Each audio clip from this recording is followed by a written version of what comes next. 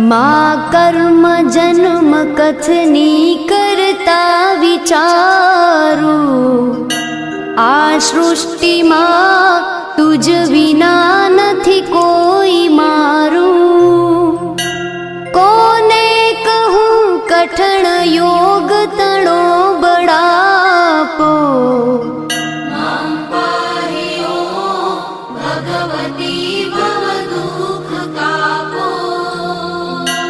हूँ काम क्रोध मद मोह थकी छकेलो, आडंबरे अति घणो मद थी बकेलो।